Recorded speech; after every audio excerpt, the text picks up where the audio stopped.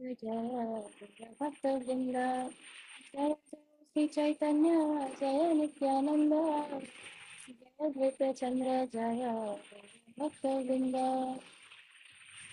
Hare Krishna, Krishna Krishna, Hare Hare, Hare Ram, Ram Hare Hare. Krishna devotees, we start our reading. We stopped here yesterday. It is not possible to imagine how far this material manifestation extends. In the material world, so this material manifestation or the material uh, this material world or what we know as the material manifestation is very vast. In the material world, everything is calculated by imagination or by some imperfect method. But the Vedic literatures give real information of what lies beyond the material universe. So we see that from um, in our history also. Okay, so all the scientists, they have discovered about these different planets, or how far is sun from the moon, or how far is earth from the sun, from the moon. All these are given by calculations based on imagination or by some imperfect method. There is no surety. Sometimes we see that certain scientists may receive a Nobel Prize, and then after a few years, the same reason, the very reason for which somebody has received a Nobel Prize, that reason is disproved or disapproved, or it is proved wrong, and then somebody else gets a Nobel Prize for that. So in the material world, everything is basically imperfect. Okay, today what the scientists say that this is truth, or this is proven. After few years or after some time, we see that that same thing is disapproved or is proven wrong by the other scientists. So in this material world, everything is calculated by imagination and by some imperfect method. But the Vedic literatures give real information of what lies beyond the material universe.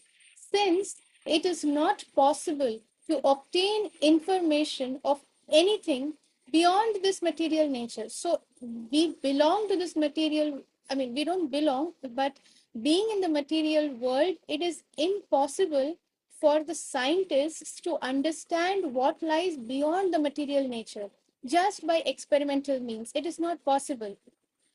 Those who believe only in experimental knowledge may doubt the Vedic conclusions. People who just rely on experimental knowledge, and those who just rely on that, on what science has to say, that okay, somebody has proved this based on scientific experiments. Those who believe in just that kind of knowledge, they will not be able to believe in the Vedic conclusions. They doubt the Vedic conclusions.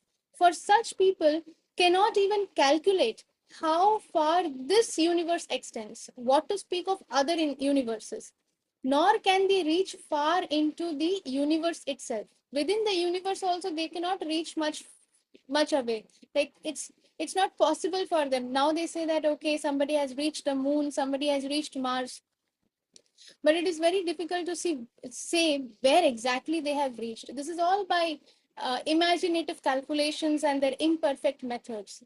So this, that which is beyond our power of conception, is called achintya, inconceivable. It is useless to argue or speculate about the inconceivable. If something is truly inconceivable, it is not subject to speculation or experimentation. If something is inconceivable, something that you cannot conceive, something that you cannot see with our limited senses, or experience with our limited senses, that is called inconceivable. And such a subject matter cannot be perceived or understood just by speculation or some experimentations. So our energy is limited, and our sense perception is also limited. Therefore, we must rely on the Vedic conclusions regarding that subject matter which is inconceivable. Knowledge of the superior nature must simply be accepted without argument. How is it possible to argue about something to which we have no access? People want to argue about everything. This is age of hypocrisy and quarrel. It is the Kali Yuga, and this is the core nature, the basic nature of all the human beings. That is to argue, whether they have knowledge about it or not, but people want to argue about it. So here Srila Prabhupada is asking a rhetorical question that how is it possible to argue about something to which we have no access? The method for understanding transcendental subject matter is given by Lord Krishna himself in the Bhagavad Gita, where Krishna tells Arjun at the beginning of the 4th chapter, Imam vivashvate yogam proktavan aham avyayam. Vivasvan manave praha manur ikshvakave abravit. So abravit means to speak, to instruct, or to say. So here, Lord Krishna himself has mentioned that I instructed this imperishable science of yoga to the sun god Vivashvan, and Vivashvan instructed it to Manu, the father of mankind. Manu is the father of um, all the mankind, and Manu in return instructed it to Ikshvaku. So this is spoken by Lord Krishna himself to Arjun in Bhagavad Gita 4.1. This is the method of parampara or disciplic succession. Similarly, so what is disciplic succession? That the perfect knowledge is coming from the perfect person, that is Lord Krishna himself, and it is descending systematically in a successive manner. So that is called parampara or disciplic succession. It is not ad hoc, it is not random that suddenly you hear something from someone whom you don't even know. No background of that person comes and tells you something. Will you believe? No. So similarly, if we so Srila Prabhupada sometimes gives a very wonderful example that if the child wants to know who is the father, who is my father, will the child go and ask some random person in the street, who is my father? Will that random person in the street know? No, will not know. So, if you want to know who is the father, who is the child's father, the perfect or the right person to go and ask is the mother. If the child goes and asks the mother, okay, mother, please tell me who is my father, what is the name of my father, then the information that will come will be perfect, will be correct. So, similarly, we should always take the knowledge from the perfect source. This is the method of parampara or disciplic succession. Similarly, Srimad Bhagavatam explains that Krishna imparted knowledge into the heart of Brahma, the first created being within the universe. So, within this universe, there are many universes, and all the universes have their own Brahma. And in our universe, Brahma has 4 heads. There are universes where Brahma has 5 heads, 6 head, 7 head, 10 heads, 100 heads. So there are depending on the size and the complicated functioning of the universe, of that particular universe, the Brahma has as many heads as required. So our particular universe has Brahma who has 4 heads, and this Brahma, how did he receive his knowledge? Krishna imparted this important knowledge into the heart of Brahma. Brahma, Divya Gyan Hridaya Prakashita. We sing this line in our Guru Ashtakam.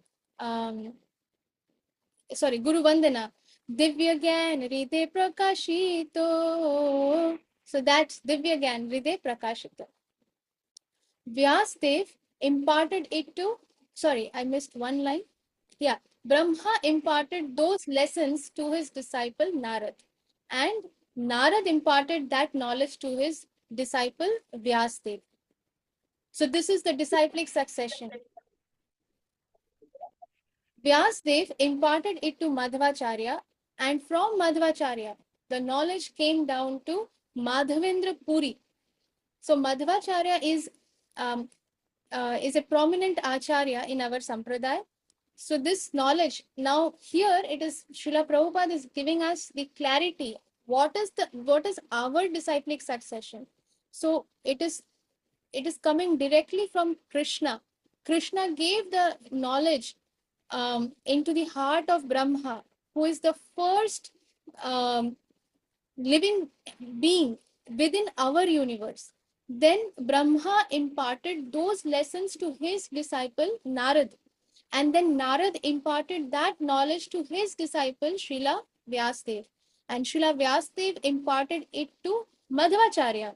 And from Madhvacharya, the knowledge came down to Sripad Madhavendra Puri. And then Sripad Madhavendra Puri is the spiritual master of Sripad Ishwar Puri. Who is Srila Ishwar Puri Pad? Ishwar Puri Pad is the spiritual master of Sri Chaitanya Mahaprabhu himself. So this is the disciplic succession, very clearly given here. One may ask that if Chaitanya Mahaprabhu is Krishna himself, then why did he need a spiritual master? Of course, he did not need a spiritual master, but because he was playing the role of an acharya. What does an acharya mean? One who teaches by example. So, for that reason, he accepted a spiritual master. So, what is Sri Krishna Chaitanya Mahaprabhu teaching us? That we must accept a bona fide spiritual master who comes down in the disciplic succession of a bona fide parampara or sampradaya. Even Krishna himself accepted a spiritual master, for that is the system. In this way, the Lord sets the example for men. We should not think, however, that the Lord takes a spiritual master because he is in want of knowledge. Not because the Lord requires some knowledge or something. That is not the reason why Krishna or Sri Krishna Chaitanya Mahaprabhu is accepting a spiritual master. He is simply stressing the importance of accepting the disciplic succession. The knowledge of that disciplic succession actually comes from the Lord himself. And if the knowledge descends unbroken, that means not getting distorted in between, not getting concocted in between, but as it is, if the knowledge is coming down in proper succession, there is no gap in between, it is perfect. So after Srila Prabhupada gave this knowledge to all his disciples. So um, although so that is an unbroken chain, and whoever is are the disciples of Srila Prabhupada, they are also receiving the knowledge from the spiritual master unbroken. So it is a bona fide parampara. Although we may not be in touch with the original personality who first imparted the knowledge, we may receive the same knowledge through the process of transmission.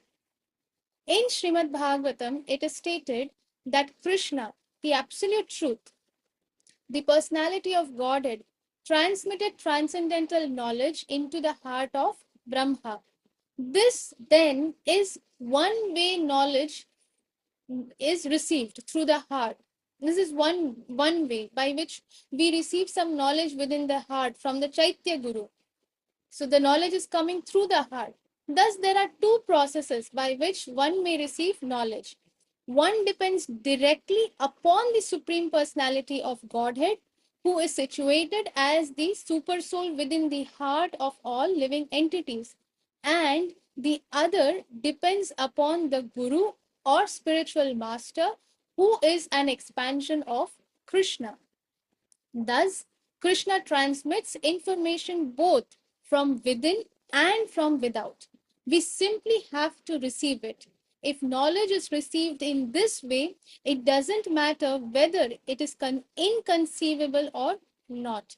So, here, when Srila Prabhupada is saying, Srila Prabhupada is mentioning here that we know how Brahma received the knowledge. Brahma did austerity, did very intense tapasya and meditated upon the words tapa. and he was trying to receive knowledge that what is the purpose of his birth. Why has he got, why is he Brahma, what is his job role, what is the job description, what is he supposed to do. So when he was meditating very intensely for many years, then um, then he received this divine knowledge from within the heart.